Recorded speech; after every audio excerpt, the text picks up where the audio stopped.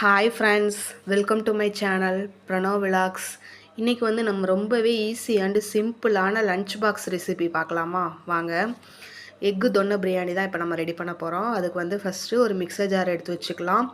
அது கூடவேவும் கொத்தமல்லி, புதினா, இஞ்சி, பூண்டு, அப்புறம் வந்து சோம்பு, பச்சை மிளகாய் 1,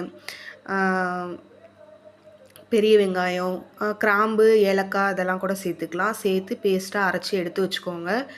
இப்போ வந்து நம்ம அடுப்பில் குக்கர் வச்சாச்சு. குக்கரை வச்சுட்டு கொஞ்சமாக ஆயில் சேர்த்துக்கிறேன். அது கூடயே கொஞ்சமாக நெய் சேர்த்துக்கிறேன். சேர்த்துட்டு சூடானதுக்கப்புறம் அது கூடயும் பட்டை வகைகள்லாம் கொஞ்சம் சேர்த்துக்கலாம்.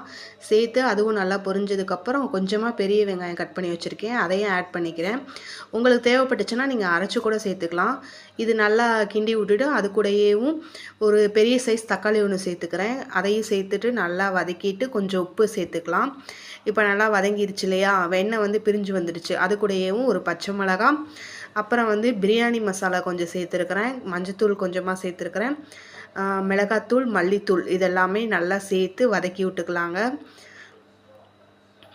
இப்போ நான் கொஞ்சம் நல்லா வதக்கி விட்டுட்டு எண்ணெய் பிரிஞ்சு வரும். அந்த ஸ்டேஜில் வந்து நம்ம தண்ணி ஆட் பண்ணிக்கலாம். ஒரு கிளாஸ் அரிசிக்கு வந்து 2 கிளாஸ் தண்ணி ஊற்றிருக்கிறேன். இது நல்லா கொதித்து வர ஸ்டேஜில் வந்து நம்ம அரிசியை வந்து ஆட் பண்ணிக்கலாம்.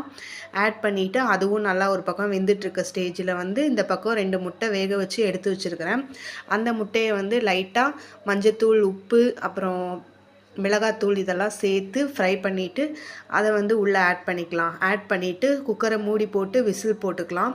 விசில் போட்டு விசில் வந்ததுக்கப்புறம் 4 விசில் விட்டு எடுத்து வச்சுக்கலாம். இப்போ வந்து ஃபுல்லாக ஏர் ரிலீஸ் ஆனதுக்கப்புறம் நம்ம வந்து ஓப்பன் பண்ணி பார்க்கலாம். சூப்பராக வந்திருக்குங்க எக்கு தொன்னை பிரியாணி. இதே மாதிரியே நீங்களும் ஒரு டைம் உங்கள் வீட்டில் ட்ரை பண்ணி பாருங்கள். நம்மளோட சேனலை வந்து சப்ஸ்கிரைப் பண்ணாமல் இருந்தீங்கன்னா சப்ஸ்கிரைப் பண்ணி வச்சுக்கோங்க. இதே மாதிரி இன்னொரு வீடியோவில் பார்க்கலாம். தேங்க்ஸ் ஃபார் வாட்சிங். வாழ்க வளமுடன்.